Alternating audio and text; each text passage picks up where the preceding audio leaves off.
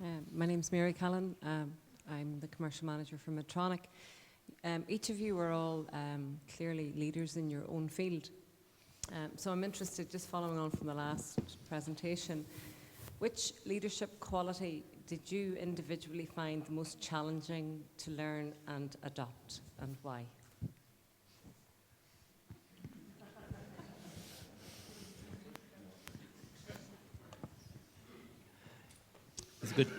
He's a good leader. He said I had to go first. So, the one I highlighted in that presentation, actually, being authentic, being real. It's very easy to talk about being authentic, but actually very hard to do. And I've had lots of, I wouldn't call it coaching, I've had really good companions who have worked with me over many, many, many years, and kind of just tried to be more real as a person. It's never happened on a course, I have to say. I suppose from my point of view, it's easy to answer that one. Tolerance.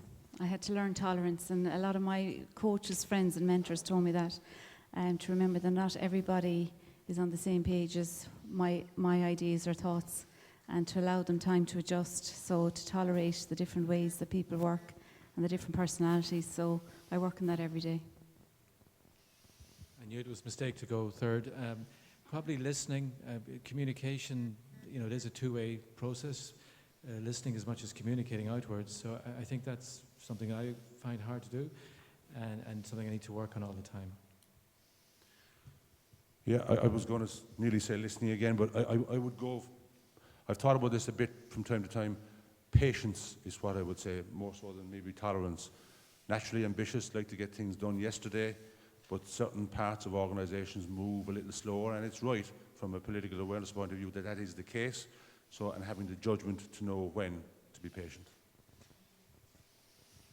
Well, thank you for the question, and thank you for the answers. I think if we all took on board the four things that we've just heard, then we'll all be perfect leaders into the future.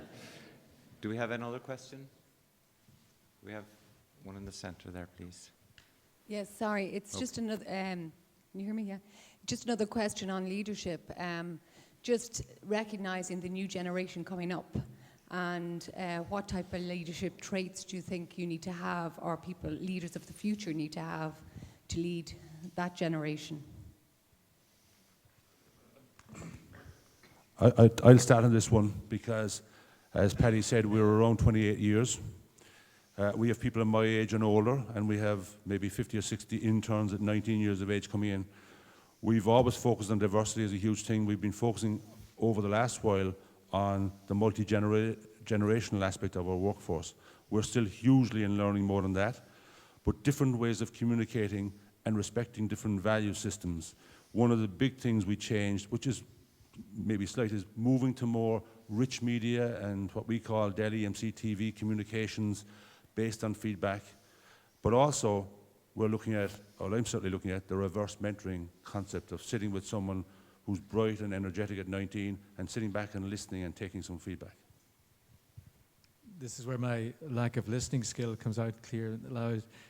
At one level, obviously, I think diversity is very important, and it's a real challenge to us in healthcare specialty professions, in that how do we become attractive to the millennials who have different expectations, different demands for balanced life, etc. And I think we do have to listen to them and create a work environment that lends itself to them. But also, to some degree, they have to get a little bit real too. We, for example, look a lot at the Irish Medical Council, Your Training Count reports, and we see unhappiness in specialties which are very action-driven, surgery, obstetrics, emergency medicine, and that's fine. It's good to hear that, and we need to listen to it. We need to work on the environment, but I think also we need to work on the people. I think we oftentimes have young graduates who've come from a middle-class background, who've been grinded to within an inch of their lives, who've lived in a cosseted university, and then hit the real world. So I'm very interested in resilience training and improving the ability of those young graduates or millennials to deal with the realities that are out there. Now again, that probably displays my lack of listening skills, so I think it's a two-way street. I suppose I could flick it the other way with the young kids, that we can call them now, coming out of college. We talked about it recently, that They really are the brightest and the best. They're thirsty for education and training. They're very assertive. So you have to coach and guide them a bit, but in my view, you need to get out of their way to and let them innovate and develop, because they are the future. So we've worked doing that with a lot of our older experts in the system who would say, these young kids are very assertive, and they're saying A, B, and C, but actually they have some very good ideas. Mine, probably maybe slightly different in this. Yes, I think the millennial and all of that population have got a very different set of influences from previous generations. But actually, I don't think the issues are fundamentally any different. My whole philosophy comes from a Brazilian philosopher called Paulo Freire, who was a radical educator and philosopher who believed that if you always start with the inner resource of the person, then radical change always happens. And so my starting point is always that actually these people have the answers to the solutions to their own problems and issues. And in some of the kind of teaching approaches that we use, which are very arts-based, so we don't start with the empirical evidence, we start with what's your own knowing. Actually, they have those solutions, but what we often do is kind of knock them out quite quickly, or because they don't necessarily fit with our life worldview. So we have a huge amount of work, I think, to do to just understand their starting point and the kind of knowledge that they're bringing to that situation, even though they might be 17, 18, 19.